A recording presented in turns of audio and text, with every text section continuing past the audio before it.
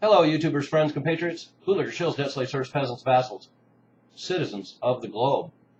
I'm a useful idiot, and today I want to talk about a fairly big topic, and that is the idea of the New World Order, what it is and what it will look like. Because I think a lot of people probably have a lot of different ideas that go all over the map about what the New World Order is and what it will look like. And this is an important topic, of course, because one could say that most of the topics that I cover on YouTube videos and others all kind of have to do with this move towards what people call the New World Order. And of course, this term goes back quite a ways. We find its usage throughout history, but more importantly, in our own modern era, we have the likes of Woodrow Wilson and Winston Churchill and Adolf Hitler using that term. And of course, it was always in line with a new government economic model for the future after cataclysmic events of our time, generally wars like World War I and World War II. In fact, during the interwar years, there's always large world federalist movements, and there's lots of pamphlets and books available in the post-World War I years and the post-World War II years advocating a one world government and a world federalist system so that we can somehow stave off these constant wars. And H.G. Wells was one person who kind of defined our modern vision of what a New World Order would be. In his view, it would be a technocratic world state and planned economy. And then, of course, writers like George Orwell and Aldous Huxley painted a dystopian future based somewhat on a New World Order. So a lot of our ideas about what a New World Order would look like are also fabricated by dystopian novels like Orwell and Huxley's Brave New World in 1984. And then, of course, in more recent times, too, we have the use of it by Pat Robertson and Henry Kissinger. And, of course, who could forget the famous George Bush Sr. speech to Congress on September 11th, 1990, an interesting date, by the way, when he talked about a New World Order openly. And, of course, Kissinger talks about, and Brzezinski talk about a New World Order all the time. And so we have the reality of the New World Order, and that's kind of what I want to focus in on. So although there are lots of associations with the trajectory of the New World Order agenda, that are based around the idea of Freemasons, the Illuminati, the protocols of the Elders of Zion, and all that. I'm not going to really touch on that today. That's a topic for another day, like I like to say. I'm more interested in just kind of taking the available information and putting together exactly what the New World Order could be and what it could look like. And a lot of this is based around ideas put forth in the concept of the idea of friendly fascism, where a lot of people seem to think that they will know the New World Order and the new fascism when they see it, because it will be modeled after the cliched, time-honored traditions that we've seen in fascism in the past, the Mussolinis, the Stalins, the Hitlers. And it will not look like that this time around. And another part of this is that the New World Order is constructed incrementally. So each plank, as we're seeing in our own time with the construction of the police state, the surveillance state, and the breakdown of sovereignty and the partnership between the public and private sectors, this is what we're seeing as the incremental steps. Because that's another misnomer about the creation of the New World Order. People think there will be this pivotal moment when all of a sudden everything will just be taken over. And it will be dramatic enough that everyone will see it right away and know what's happening. But the fact is, this system is being constructed incrementally. And part of it is being constructed consciously, and part of it is just the natural movement towards these ideas. So part of it is a consciously constructed move towards this concept of a New World Order. And part of it is just the natural trajectory of history. And the natural trajectory of history, I might add, is a move towards tyranny and despotism. That is the natural order of things in human society, unfortunately. So the New World Order fits nicely into the trajectory of history and human nature. So let's go down a list of some of the concepts about the difference between classic fascism and the new friendly fascism. So in classic fascism, we have the buildup of empires at the expense of other capitalist nations. But in the friendly fascism, we have a unity of a perceived, quote, free world, unquote, where smaller states contain or absorb rogue regimes. Of course, that's what we're seeing in our modern era, is the dismantling of any rogue regimes. And that's a process we're seeing going on right now. Certainly the Arab Spring and the pressure on Iran, North Korea, and Syria. All rogue regimes will now be marginalized, dismantled, and brought into the fabric of the New World Order. So in classic fascism, we have government business oligarchy with a charismatic dictator. But in the friendly fascism, we have big business and big government integrated with new technocratic figureheads. So this cult of personality only goes so far in our modern era. So now we have to have technocrats and master politicians, people like Mitt Romney and Obama, who have a certain amount of charisma for sure, but they are not like the Stalins and Hitlers of the past. And but that same model exists with a big business, big government partnership. So in the old classic fascist model, we have expansionist, scapegoating, and nationalist ideologies. And now in friendly fascism, we have more advanced arts of ruling the people and fooling the public. So they can't be so overt. You can't use quite the vitriol and the scapegoating and that we used to see in classic fascism.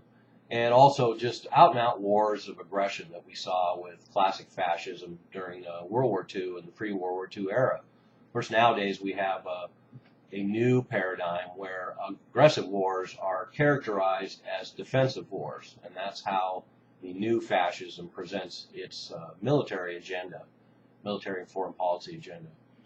So in the classic example of fascism, we have the liquidation of opposition. But in the new friendly fascism, we have manipulation, subversion, and control of the machinery, parties, and rights. So once again, in classic fascism, we used to just have thugs go out and eliminate all opposition pretty brutally and pretty specifically. But now we just get cognitive dissonance and brainwashing and manipulation through media and through government spokesmen, and of course through censorship and all the things that we're seeing now in the construction of the police surveillance state. And then in classic fascism, we had direct action against selected scapegoats. And of course, in Nazi Germany, it was the Bolsheviks, it was the socialists, it was the Jews.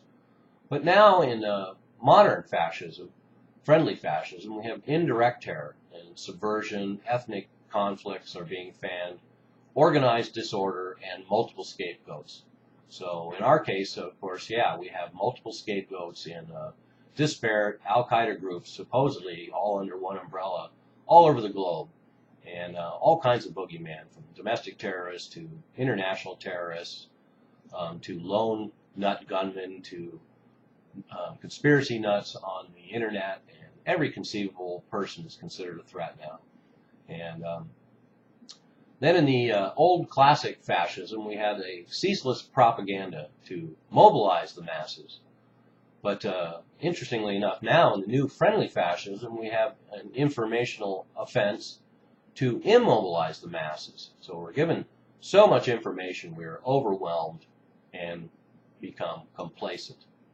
And then in the classic fascist model, we have spies and informers, and we still have that in our modern era, but friendly fascism, of course, depends mostly on high-tech monitoring, which is being realized on a vast, comprehensive scale as we speak. So there's a basic breakdown of the difference between classic fascism and friendly fascism, what we see now. So now, instead of a Hitler-like figure in a military uniform with massive military parades. You know, we have pictures of George Bush and Obama frolicking with their family and wives and eating ice cream cones and then going back to the White House to do their dirty work. So, but now that we've covered some of that, let's get into the specifics of different areas in modern society that we are going to see a new world order and what it will look like. So first of all, we're going to have what we're seeing now, which is the breakdown of the welfare state and social safety nets. And this has been on the agenda all along by the elites. They don't want money going towards helping poor people and sick people. And it's a very Darwinian view. And we're seeing that now as, of course, Social Security and Medicare and Medicaid and the welfare state in Europe comes under attack and is no longer funded. And that's part of the problem with it, is not so much that it was unsustainable, and conceptually it was a good idea, but the fact is that governments are too tempted by all that money sitting there, and they don't put the required contributions into the pension plans, and then they slowly become unsustainable.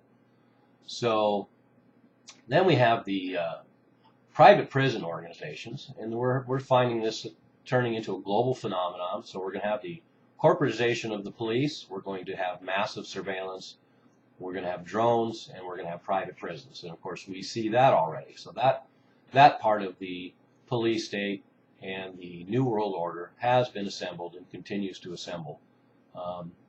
My theory is that nations are no longer being able to find themselves relying on their military to defend the state. So we find the militarization and corporatization of the police, and we see that on a global level as well. And of course the surveillance state is well covered in a lot of my other videos, and we see its rapid growth in the United States and globally, and UK, United Kingdom particularly, is a nightmare of surveillance and on a huge scale. And part of this surveillance and police state is control of the internet. And that's the last bastion of freedom of speech and has brought the world together globally. And of course they need to control that. So that will be a very big step for the New World Order concept, is to move towards more control over the internet. And we're seeing that in our time as well. And all of this stuff overlaps, of course. So I talk about the corporatization of the police, the surveillance, the drones, the private prisons, and then we also have a move to combine this law enforcement, surveillance, police state with the corporate marketing machinery. So the police state and corporate America and corporate global interests are both interested in total data concentration, and that's why we have giant databases being created to capture every single human being on this planet and make them a subject of the global New World Order government, as well as being able to finely tune direct marketing that's absolutely personalized. For example, that's why they want to have facial recognition technology in televisions, so that not only can it be used to monitor potential suspects, but also corporations can use it to personalize marketing down to the finest art it can be done to. And one of the big steps in the New World Order future will be the creation of the RFID chip, where every single citizen globally will eventually have a chip. And that is one of the end goals of this concept of the New World Order, because all your information will be carried on this chip. Everyone will be able to be tracked and their data brought up immediately. And not only that, it's a great control mechanism, because if somebody is causing somebody some headaches, whether it's corporations or governments, they can just turn it off. You will not be able to pay any of your bills or access any of your home or your car or anything else. So it's a great system, and it's already being used in certain sections of society. So that will be a huge part of what we consider the New World Order, is having everyone with electronic tracking chips. And also, like I talk about the corporate government partnership, because a lot of this has to do with the corporate driving force and moving to saturate all markets. They just hate the idea that somebody hasn't been sold something that could have been sold something. So we're going to find more and more saturation of developing markets, and that's why there's such an interest in third world countries and pre-industrial countries and developing countries, because they are brand new markets that can be saturated with all the nonsense products produced by corporations. And so they're going to be moving into Africa and Asia, and not only accessing a whole new world of resources, and that includes Antarctica. So we're going to see a lot more conflict over areas in Antarctica with global ice melting and new access to resources. And so that's a big part of the power play that's going to happen within the context of the New World Order in the 21st century, is move to saturate and market to developing markets, and also have access to vast swaths of untapped resources in Asia and Africa. And part of this, of course, as we see, is everything is moving towards technology, which is very precarious in itself. So now we have our complete electronic grid that is susceptible to all sorts of mischief and technology and cyber warfare. So very unfortunate. But another side, and I think that's very short-sighted, that we have everything rigged into our computer and electronic systems, because obviously it's very precarious and asking for trouble. But another side of this move towards technology, of course, is that all this technology makes censorship and control that much easier. So they can come up with software that will control everything on the internet, along with censorship. But also you have, for example, books disappear as books become available online and are concentrated in Kindles and that sort of technology. And it makes it convenient, but it also makes it convenient for censorship. So now they can actually take out books or portions of books just with the stroke of a keyboard punch.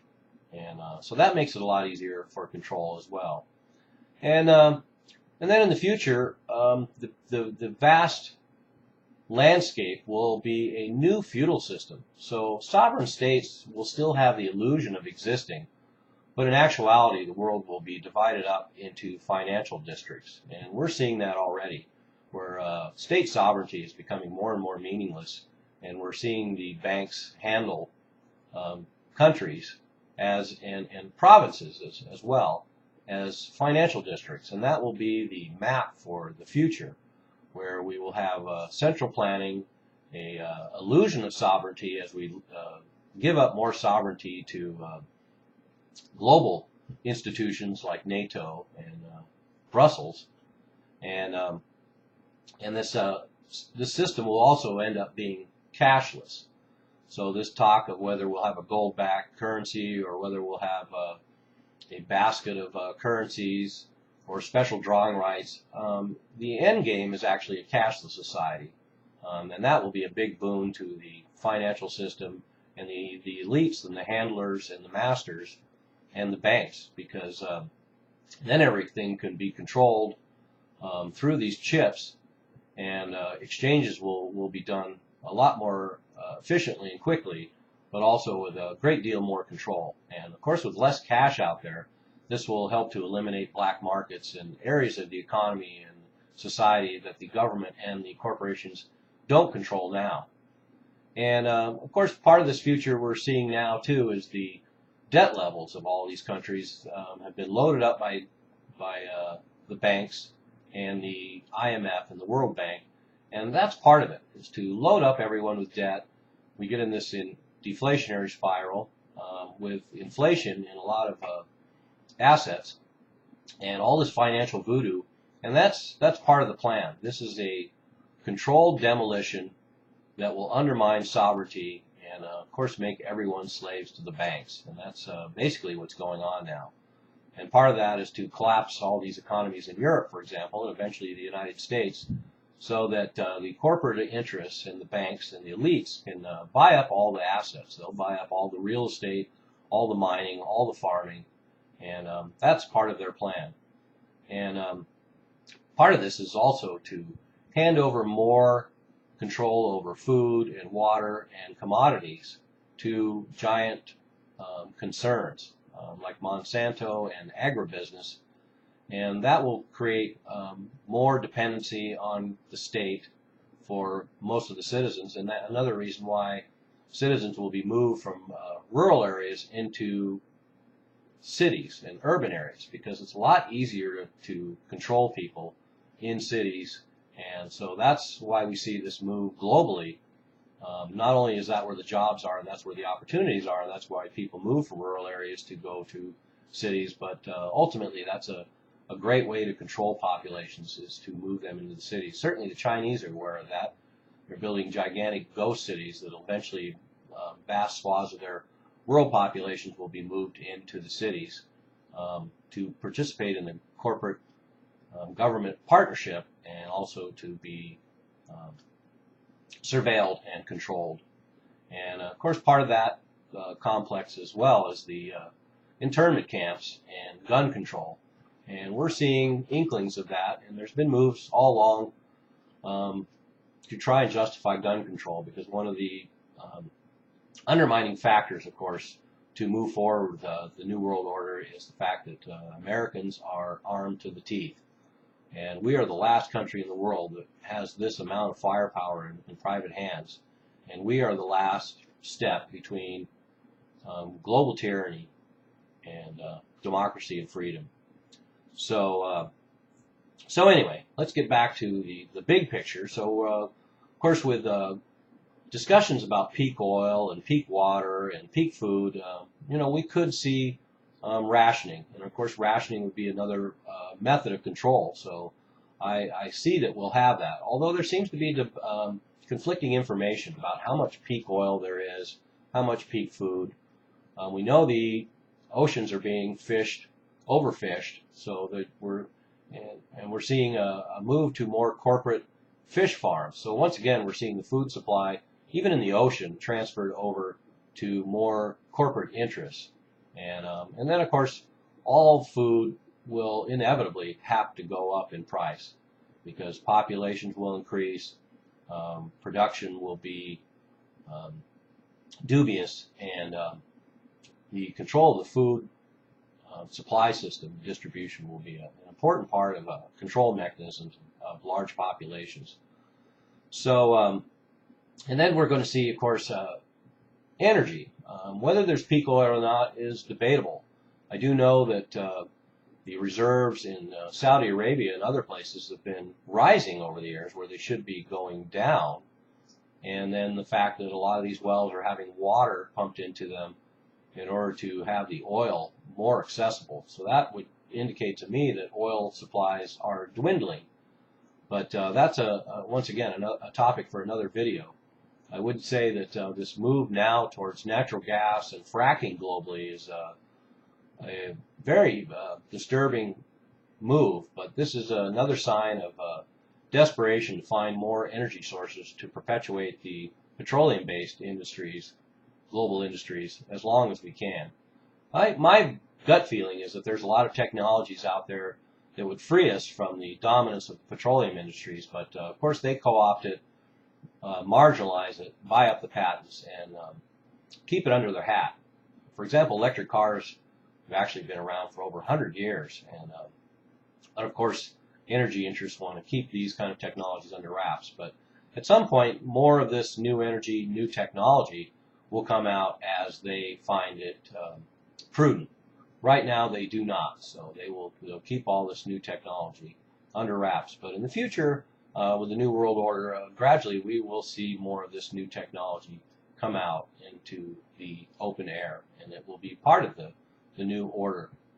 And of course, water. Water is going to be a big issue in the 21st century, and we're going to find more and more money directed towards desalination, so that we can have access to ocean water and get it clean and potable for human use, because water is going to be very, maybe even up there with oil as far as how resources are battled over in the 21st century. And because it's not only used for drinking, but a whole range of products, as well as farming. So very, very, very important. And Another trend we're going to see, and this is going to accelerate the dismantling of the welfare state, ironically, is the aging populations worldwide. So we're going to see tax bases dwindle and welfare states taxed to their maximum, which will certainly impact them. And we'll probably see more dismantling of the welfare state as populations age in the United States and Japan and China. And that will also change the economic dynamics that we see now. So there's a lot of talk that China will be the economy of the future, but not only are they having some problems now that put some doubt into how fast their economy is going to grow, but they're also going to have problems with an aging population that the rest of the world is going to face. And I think the other trend, and this goes back to my idea about new financial feudalism and financial districts, is that we're going to see more of these large federations, which may seem ironic in an era when the Eurozone is breaking down and disintegrating, but we are seeing more of these large federations, and one example, of course, is the idea that there's going to be a North American Union between Canada, Mexico, and the United States. And so in the grand scheme of things, for government and security, there's going to be a move towards large federations. But the other trend, and this is why it gets so complex, is there's a move towards fragmentation of nation states. And of course, we're seeing this in Africa and Middle East, where states are finally having to break down into their ethnic regions. And this fragmentation also makes it easier for us to exploit and create friendly governments and access to resources. And of course, we saw that in Yugoslavia. We're going to see that in Iraq. We're seeing it in the Middle East. And we're seeing it in Africa. We're going to see it in Asia.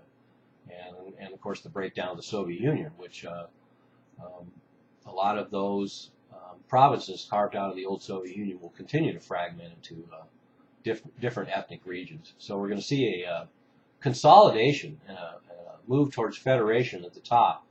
But at the bottom, we're going to see a lot of fragmentation and a lot of redressing of colonial borders that were set up during the 19th and 20th centuries. And on a micro level, too, a lot of this move into the New World Order will have elements of the breakdown of family units. And that's something the state likes, too. Of course, we're seeing that in the United States, where we're seeing the breakdown because of economic and political issues. We're seeing the breakdown of the family, and this creates more reliance on the state. And also, of course, if you split the family up, you create, instead of one consumer unit of a wife, husband, and children, each individual becomes a consuming unit in its own right, and that's what corporations want. And also, there's speculation about depopulation. And of course, that makes a lot of sense, particularly as we move forward in the 21st century and we have more resource wars and resource battles.